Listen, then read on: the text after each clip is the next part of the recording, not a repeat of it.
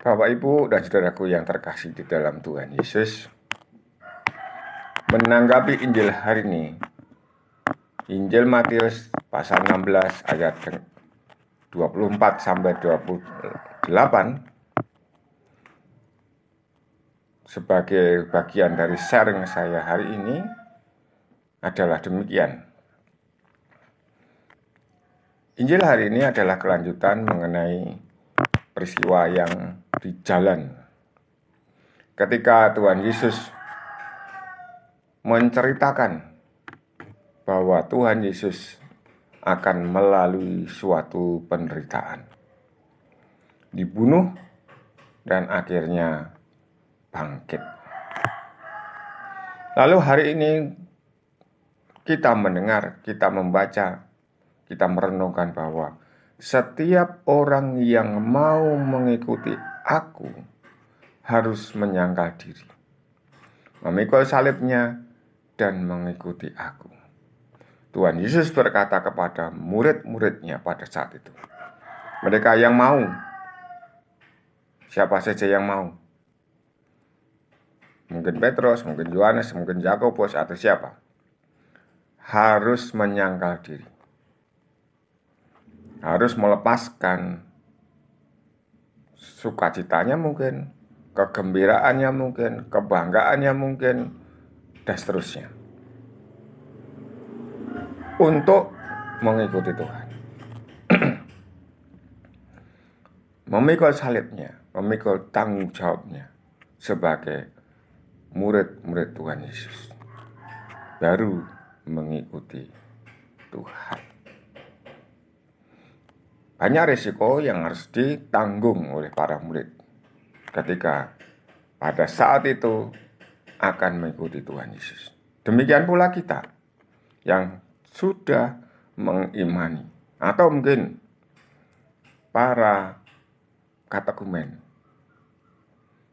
yang saat ini mungkin belum merasakan bahwa harus mengikuti Tuhan Yesus itu harus menyangkal diri, harus memikul salib, baru mengikuti. Ini pertama-tama mesti harus dipahamkan dulu kepada setiap katekumen.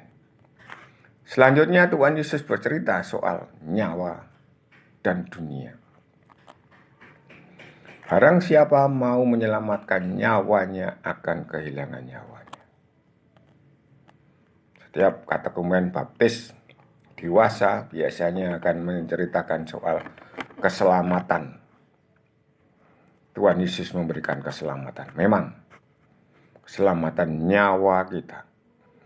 Tetapi ini akan dibandingkan dengan dunia kita. Barang siapa menyelamatkan nyawanya akan kehilangan nyawanya. Tetapi barang siapa kehilangan nyawanya karena aku, ia memperolehnya. Karena mengikuti Tuhan Yesus, karena beriman kepada Tuhan Yesus, karena mendengarkan Tuhan Yesus, akan memperolehnya. Apa gunanya bagi seorang jika ia memperoleh seluruh dunia tetapi kehilangan nyawanya? Apakah yang dapat diberikannya sebagai ganti nyawa? Nyawa memang luar biasa, tidak bisa menggantikan seluruh dunia ini. Tuhan Yesus menginginkan kita semua tidak kehilangan nyawa kita, tidak lepas nyawa kita, tetapi kita tetap dalam keadaan bernyawa, mempunyai nyawa, tidak hilang karena dunia ini. Selanjutnya, sebab anak manusia akan datang dalam kemuliaan Bapanya diiringi malaikat-malaikatnya. Pada waktu itu ia akan membalas setiap orang setimpal dengan perbuatannya.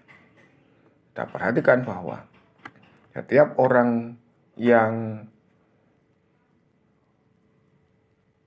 berlaku tidak adil, berlaku jahat terhadap satu Tuhan Yesus, berlaku jahat terhadap murid-murid Tuhan Yesus, akan memperoleh balasan yang setimpal. Demikian pula kita yang sudah menerima Tuhan Yesus akan menerima balasan pula jika kita tidak mau menyangkal diri kita, memikul salib kita, lalu mengikuti Tuhan Yesus dengan baik.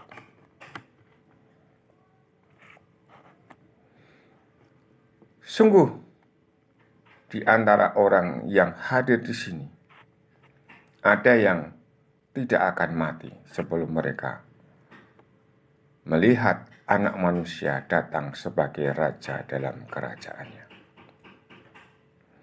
Ini agak sulit, Bapak Ibu dan Saudaraku yang terkasih.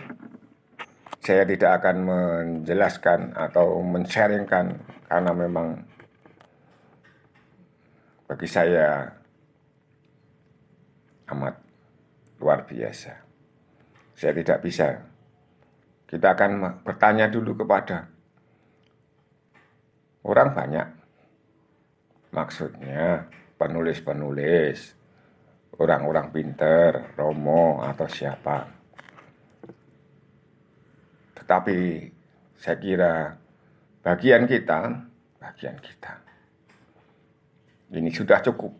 Kalau kita bisa menjelaskan kepada katekumen, ini loh, sekiranya seseorang mau mengikuti Tuhan. Ini loh, sekiranya seseorang mau menjadi murid-murid Tuhan Yesus. Bagaimana kita memahami tentang penyangkalan diri, memikul salib, dan bagaimana kita menyadari, memahamkan tentang dunia dan nyawa. Amin. Berkah dalam.